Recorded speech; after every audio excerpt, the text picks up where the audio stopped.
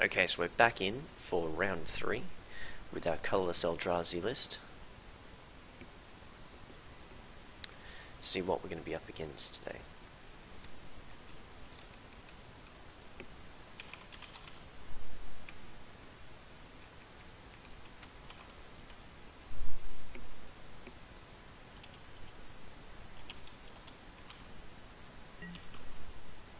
And we've got the die roll, so that's a good start. Right. Now I can turn 1 Chalice for 1, follow it up with an Eldrazi Mimic, and then possibly Endless Ones and stuff down the line. Depending on what we come up against, that could be just a massive end of their game. The fact that I don't have a lot to follow up after that is kind of concerning, though. I'm going to give it a go. I'm going to keep. I'm going to see what is the power of turn 1 Chalice.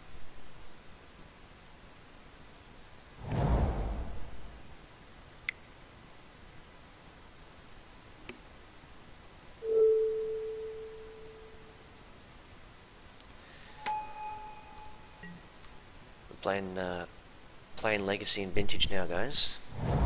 Turn 1 Chalice for 1. May have just turned off his 1 mana accelerants.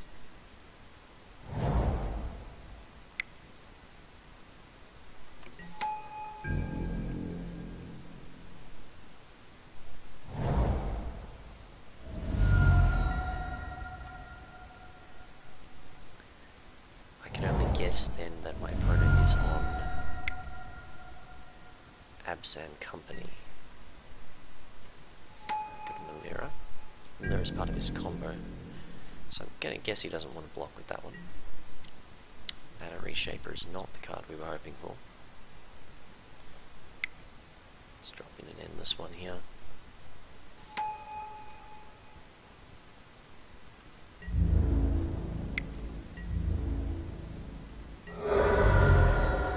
So we need a little bit of mana, as is probably expected.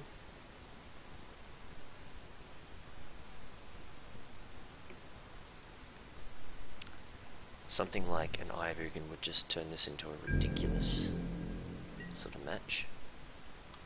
But just being able to play Mana Reshaper would be nice. That'll do.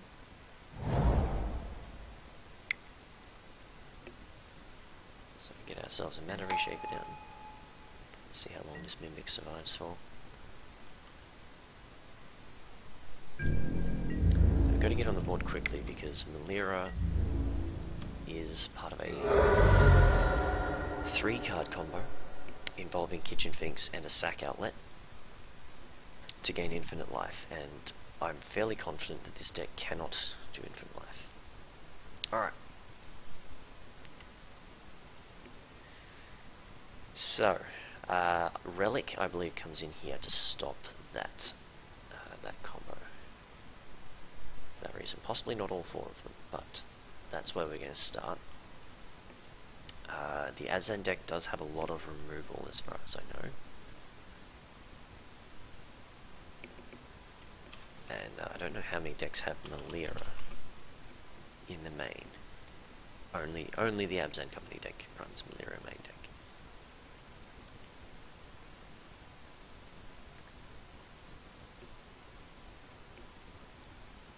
And Offenza also combos with Kitchen Finks to get that to work. The Chalice turns off as Siracera, Noble Hierarch, Birds of Paradise. So, while it was very good straight away, the fact that they're all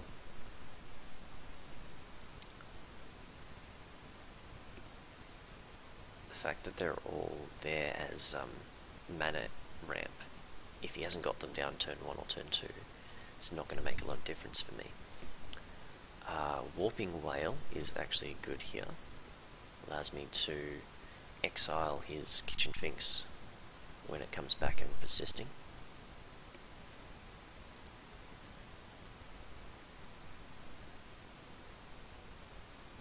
That is just sort of a beatdown deck as well. I like Spell Scout in here is another one, just because they should have a fair amount of removal. Although having a look, it's one Abrupt Decay, one in the sideboard, and not a lot else. There's a Korsali Pride Mage, and some Pards in the sideboard. So possibly cut a Spell Scout. Pithing Needle allows me to do some good damage to something like Viscera. But other than that, not a big deal. So I might cut both Spell Scouts and bring in a Ratchet Bomb, because he has a bunch of 1-drops, which I can sort of kill off. So instead of stopping them from being cast, I'll try to kill them once they've been cast. Okay, that looks pretty good. Hopefully we can get out to an aggressive start.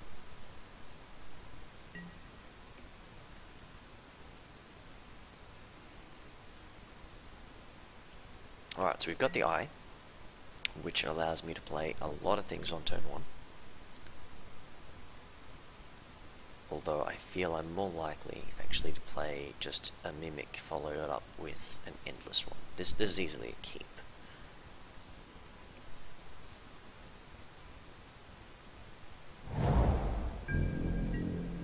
No turn 1 Accelerant.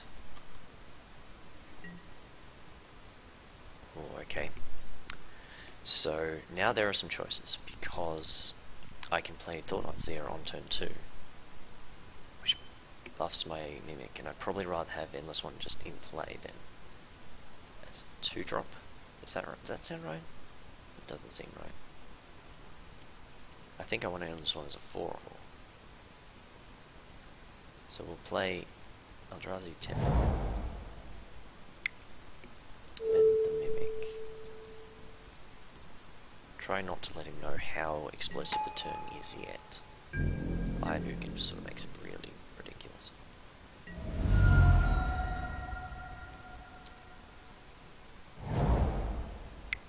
So turn 2 Thought Knight, exiling hopefully an important combo piece. So he's going for a 2-drop of some sort. What do we have? Wall of Roots, sure. It's going to be difficult to get through. Not anymore.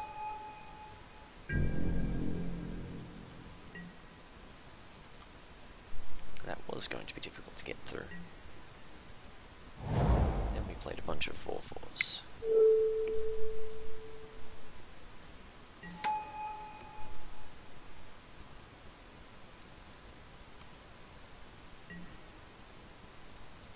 Okay. So he's got some stuff. I don't think I'm worried about Path. I'm more worried about these guys here. He hasn't got any of his combo pieces yet, but these will find them, and Company is so much value that I just have to take that.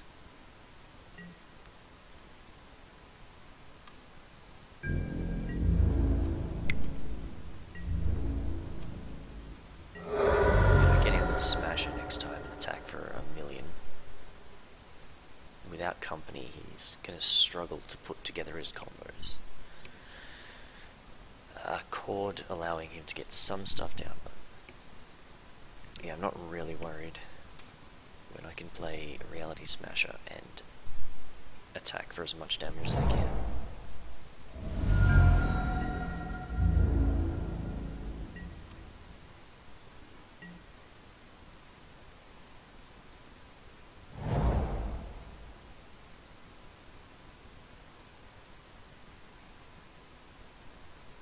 As much as Ratchet Bomb would actually be quite good, we're going to go with Reality Smasher.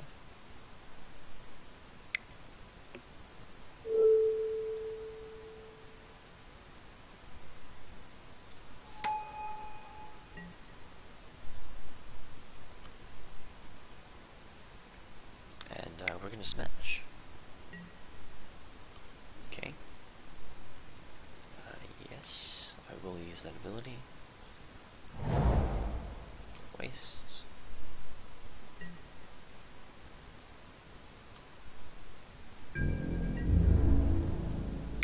5/5s.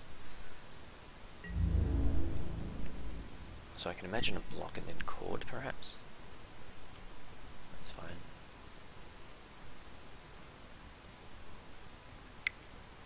Yep, there we go. So it's going to Chord of Calling for, who knows really.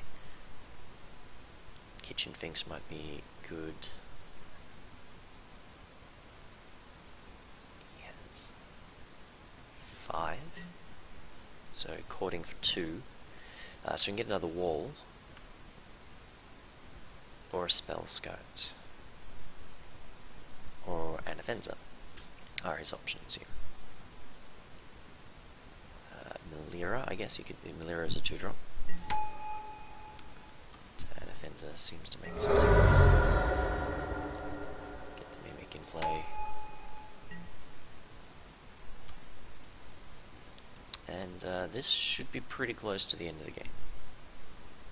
We have a very big Endless one coming down. Both Mimics are going to be huge. Sally Pride Mage isn't good enough.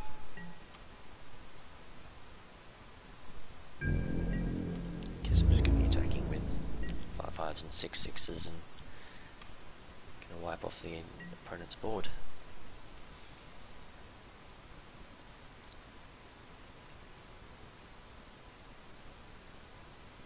I think 2, 4, 5.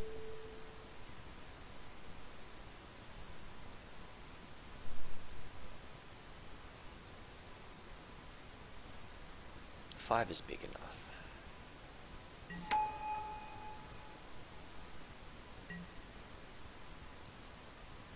Yes. And yes.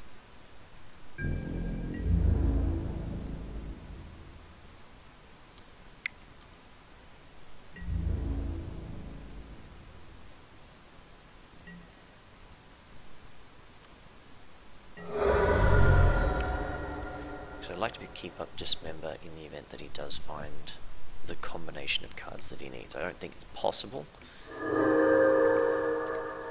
but it might be, and it's worth holding up just in case. Like, one big O on there wouldn't have made any difference. And that's it. We've won the match. A pretty clear demonstration of how powerful this Colourless Eldrazi deck can be, and how important it is to have Eye of Ugin and Eldrazi Temple. Very much what Owen Turtenwald wrote in his recent article. Those cards are centrally just the most important things to have with this deck, and if you don't have them, it doesn't function to even 10% of the efficiency, I would say. But it was fun having a go at that deck. It's going to be interesting to figure out how to beat the deck, is the other one. It's an aggressive deck that goes wide, so I think Sweepers is going to be the answer. So as far as my personal modern brewing is concerned, I'm going to be looking at how am I going to take care of that, and how can I stop these aggressive decks coming in by turn 3 and turn 4. They are smashing for a lot of damage, so you've got to find something that's going to answer it before that point, and there aren't very many. Anyway, thanks for joining us. Hopefully we'll catch you guys again next time.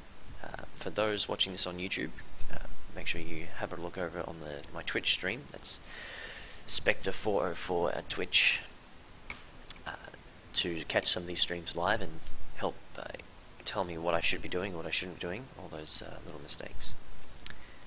Thanks for joining us, and I will see you next time.